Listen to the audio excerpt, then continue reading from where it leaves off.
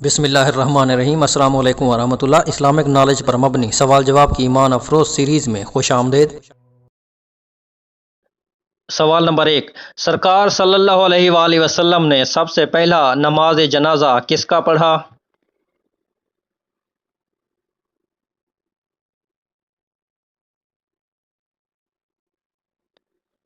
نماز جنازہ کی ابتدا حضرت سیدنا آدم صفی اللہ علیہ السلام کے دور سے ہوئی۔ اسلام میں نماز جنازہ کا حکم مدینہ منورہ میں نازل ہوا۔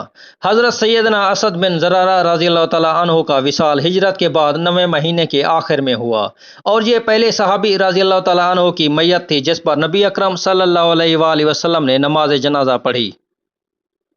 سوال نمبر 2، کیا مچھر اور مکھی کا خون پاک ہے؟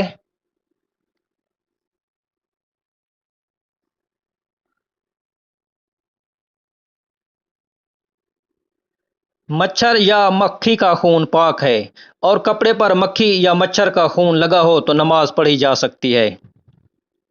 سوال نمبر 3، نماز کے علاوہ کب اذان دینا مستحب ہے؟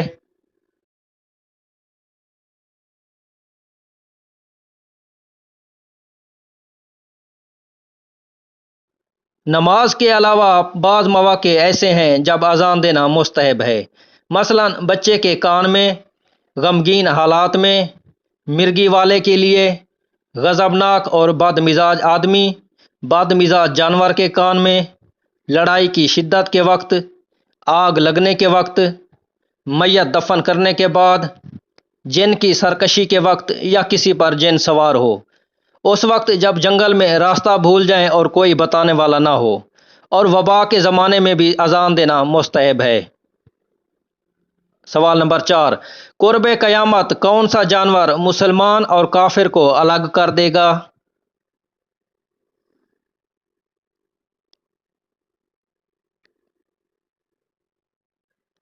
دابۃ الارض، یہ جانور قرب قیامت کوہ صفا سے نکلے گا۔ ہر مسلمان کی پیشانی پر ایک نورانی نشان اور ہر کافر کی پیشانی پر سخت سیاہ دھبا بنائے گا۔ اس وقت تمام مسلم و کافر اعلانیہ ظاہر ہوں گے۔ سوال نمبر 5، انسانی جسم کے کس حصہ کو آگ نہیں جلا سکتی؟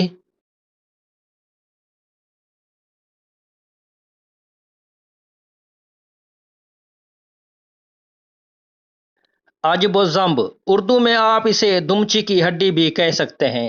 ریڑھ کی ہڈی کے وہ باریک اجزاء جن کو نہ کسی خوردبین سے دیکھا جا سکتا ہے، ان اجزاء کو نہ آگ جلا سکتی ہے اور نہ زمین انہیں گلا سکتی ہے۔ یہی تخم جسم ہیں، یعنی جسم کی بنیاد ہیں، لہٰذا روحوں کا اعادہ یعنی لوٹانا اسی جسم میں ہوگا۔ سوال نمبر 6، کن حرام جانداروں کا پسینہ اور لعاب پاک ہے؟